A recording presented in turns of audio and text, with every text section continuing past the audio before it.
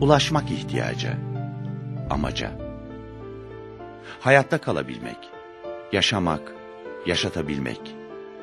Paylaşılmayacak kadar azsa ihtiyaç duyulan paylaşımı arttırmak. Paylaşımı katılımla arttırmak. Ülkemizde kan verebilen 650 kişiden sadece biri gönüllü kan bağışçısı.